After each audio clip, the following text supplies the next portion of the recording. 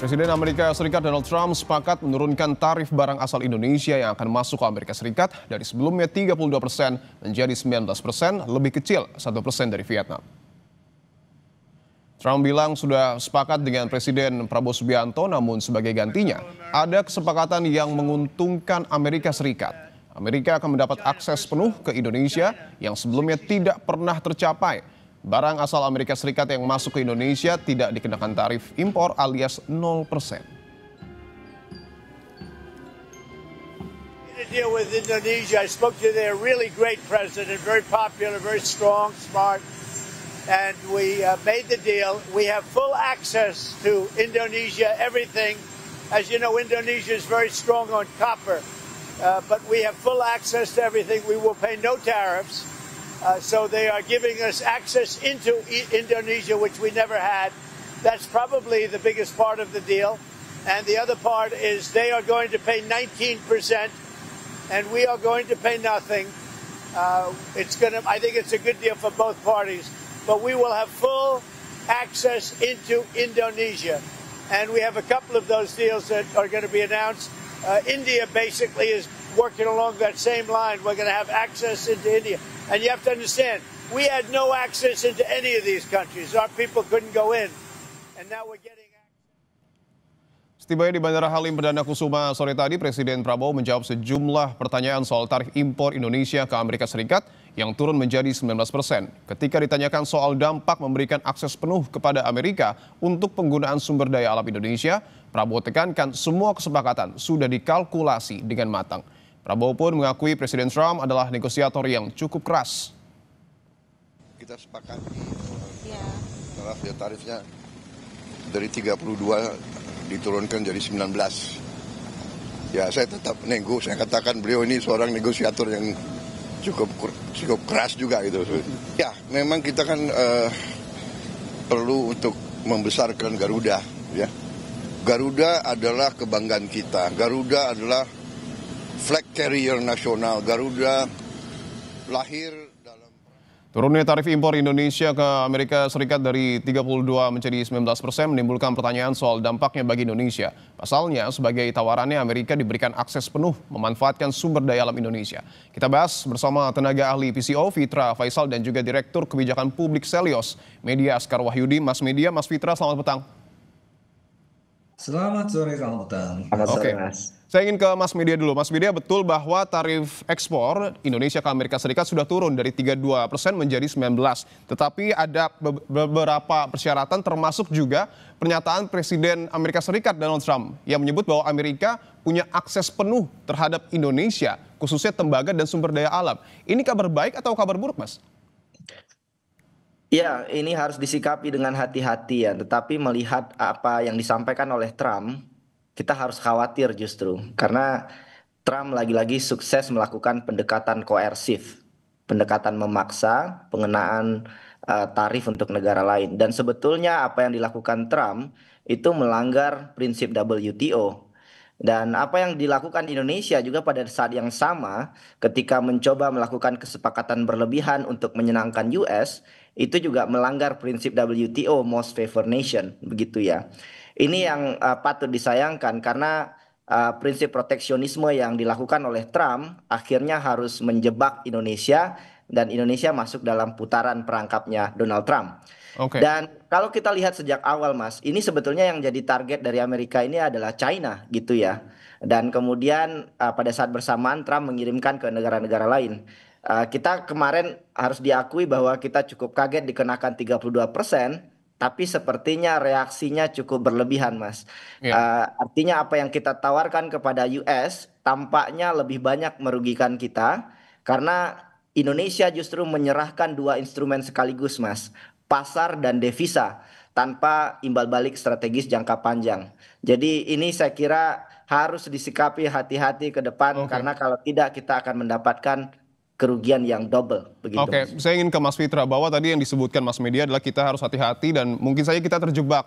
Penjelasan dari PCO soal Amerika punya all access ini seperti apa? Ya, memang tentu kita harus selalu waspada ya, karena bagaimanapun prinsip dari presiden adalah civis pacem para belum. Kalau kita mau siap damai harus siap perang. Jadi worst case scenario itu selalu dalam pikiran kami. Nah, dalam konteks ini kita harus melihatnya pertama, saya juga harus PhD saya bidang international economics. Jadi dalam konteks itu saya sepakat bahwa memang tarif ini tidak ada di WTO.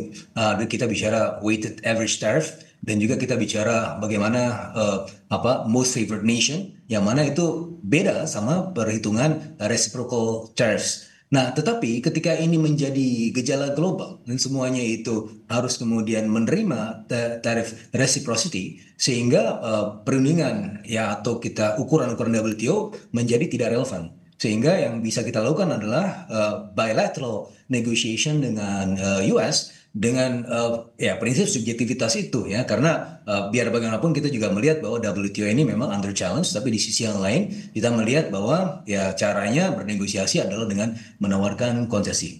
Nah, yang juga harus kita lihat adalah pertama dalam konteks margin, bagaimana 32% ke 19% itu adalah the first win.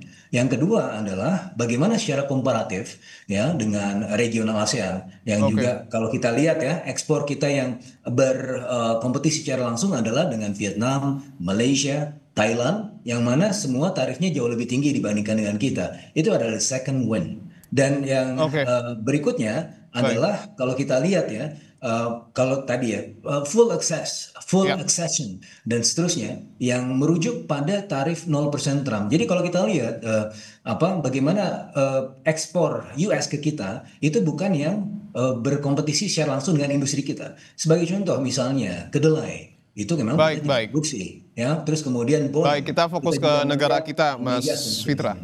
Ya. Baik, saya ingin minta tanggapan dari Mas Media terkait dengan apa yang kemudian sudah disampaikan oleh Mas Fitra. Silakan, Mas. Ya, kalau the first win saya kira enggak juga ya, karena Vietnam itu menurunkan tarif dari 46% menjadi 20%. Sementara Indonesia itu dari 32% menjadi 19%, begitu ya. Dan timbal baliknya Trump dapat 0%, begitu ya. Artinya kita harus melihat ini secara fair juga ya, karena nggak ada yang win di sini, karena both US dan Indonesia itu lose ketika melakukan perang tarif ini, begitu ya. Cuman implikasinya adalah Indonesia jauh lebih rentan dalam konteks beberapa sektor, begitu ya. Jadi dampak sosial ekonominya juga lumayan. Jadi ada kekhawatiran soal liberalisasi impor barang-barang dari US, termasuk juga beberapa kesepakatan seperti pembelian pesawat Boeing, energi, begitu ya. Yang saya kira kalau kita nggak hati-hati, kalau kita malah beli lebih mahal dibandingkan US, dan beban fiskalnya signifikan, begitu Mas. Dalam kebijakan ini tidak ada yang win menurut Mas Media. Tanggapan Anda, Mas Fitra? Ya, it's a win-win sebenarnya. Jadi saya harus koreksi, tidak ada perang tarif ya. Kalau perang tarif itu tit for tat, dia naikkan kita naikkan. Ini adalah kita mencari the lowest common denominator, yang mana ini yang bisa kita lihat. Jadi begini, kalau dalam perhitungan tarif resiprokal, kalau memang belum paham, itu kan trade deficit ya, itu dibagi dengan importnya ya. Dan kalau kita melihat itu memang itu sangat subjektif ya, itu belum ada di literatur ekonomi manapun, tapi ya oke lah kita terima subjectivity itu. Nah, kalau kita lihat baseline-nya UK itu 10%. Kenapa UK 10%? Berarti US dengan UK sebenarnya US surplus ya dengan UK. Nah, artinya harusnya dengan prinsip reciprocity, harusnya US itu kena tarif dari UK kalau misalnya memang pakai formula itu. Tapi enggak, ternyata 10% dinegosiasikan tetap 10%. Artinya baseline-nya itu ya. Jadi kita nggak bisa sampai 0%, meskipun presiden pengennya 0%. Tetapi sampai dalam tahap ini 10% adalah baseline. Nah, kalau begitu berarti skenario idealnya adalah 15-20%. Dan kami melihat bahwa ini skenario yang memang kita lihat ya dalam beberapa skenario, misalnya 32% tidak diturunkan sama sekali, atau skenario moderat antara 25-30%. Dan yang terakhir adalah ya skenario ideal antara 15-20%, di mana ini menjadi yang salah satu yang terendah di regional, sehingga potensi trade diversion dari US ke pasar Indonesia itu jauh lebih tinggi ya dibandingkan dengan regional ASEAN yang lain gitu Mas.